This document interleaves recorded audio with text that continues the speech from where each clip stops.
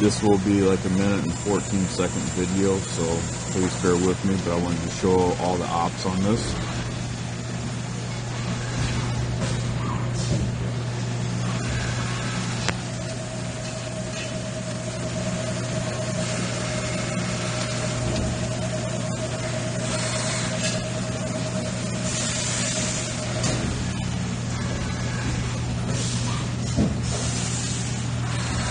Now we're going to come in and put a little chamfer.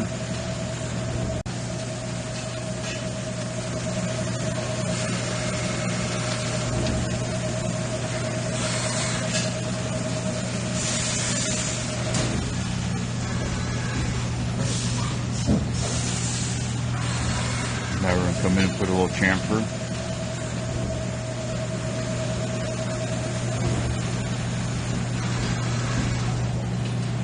That's it. That's our first stop. Thank you. Here we are, we're going to run the sub spindle. Now, we have never used a sub spindle. The only thing it has done was it was cut one set of jaws, but it's never been used.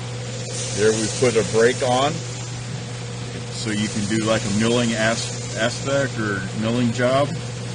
Now, it will start to rotate here again, re-index. There you can see it's got the brake on. And so that way, like I say, if you want to mill a hex on a tube or whatever, spec or milling job, now it will start to rotate here again, re-index. There you can see it's got the brake on.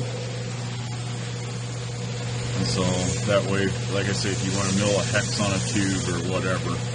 So just wanted to show that there.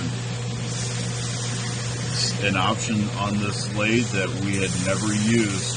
So just wanted to show you that it does work though. Thank you.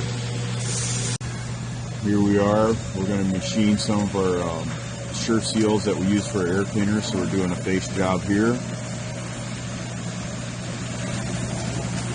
Get up here. See, rotates the turret. Now we're doing a bore right here.